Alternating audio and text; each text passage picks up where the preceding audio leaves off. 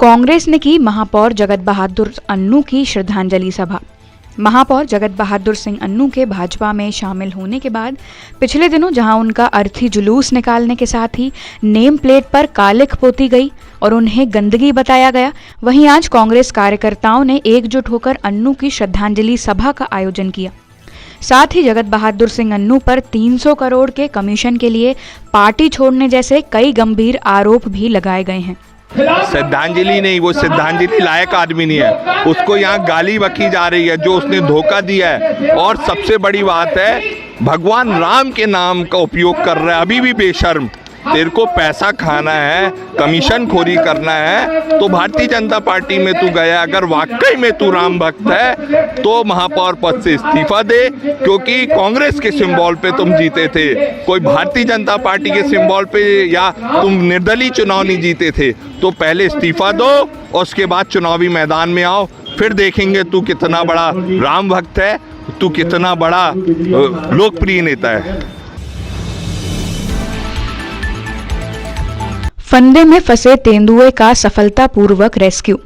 डुमना के जंगलों से नजदीक अमझर के ग्राम बिछुआ में एक खेत में लगी बाड़ी के फंदे में तेंदुए के फंसने की सूचना मिली थी, जिसके बाद वन विभाग की टीम द्वारा मौके पर पहुंचकर तेंदुए का सफलतापूर्वक रेस्क्यू कर लिया गया है। मादा तेंदुए को सकुशल लोहे के तार के फंदे से निकाल लिया गया है। पूरी टीम ने एक साथ अप्रोच किया, हर टीम से एक सदस्य गए और उसमें देखा कि वो तार में फंसा हुआ था।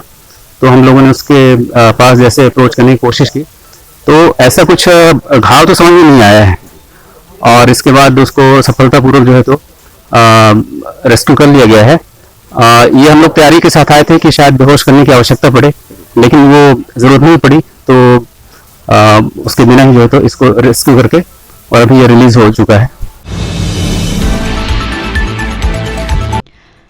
भारत विकास यात्रा की कड़ी में पीडब्ल्यूडी मंत्री राकेश सिंह ने अपने विधानसभा क्षेत्र में किया कार्यक्रम। गढ़ा क्षेत्र में आयोजित किए गए शिविर में एक बुजुर्ग महिला को राकेश सिंह ने सम्मानित किया और मंच से ही उनके घर पर लाइट लगाने का आश्वासन दिया। बुजुर्ग महिला, जो कि पेशे से बेर बेचने का कार्य करती है, उन्होंने मंत्री राकेश सिंह को आशीर्वाद दिया।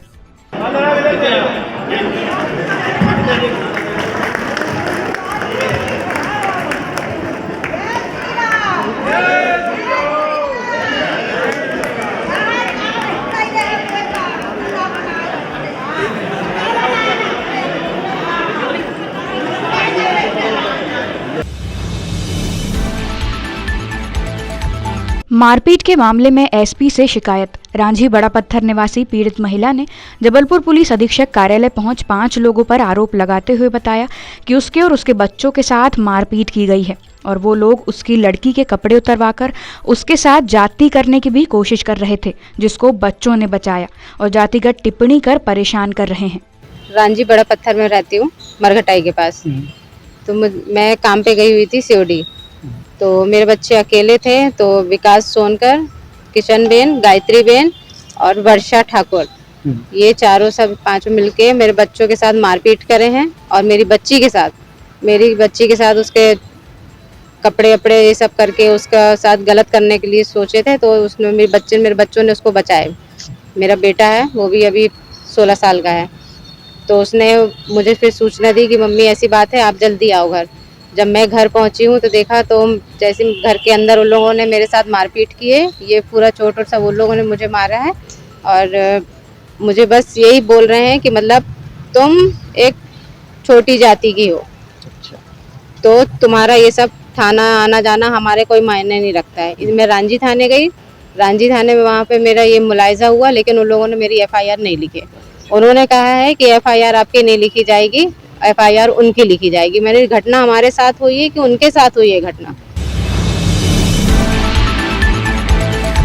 बेलगाम कार ने मचाया कोहराम। गोरा बाजार थाना अंतर्गत बेलहरी क्षेत्र में एक बेलगाम कार चालक ने सड़क किनारे खड़े ऑटो और कार को जोरदार टक्कर मार के फरार हो गया।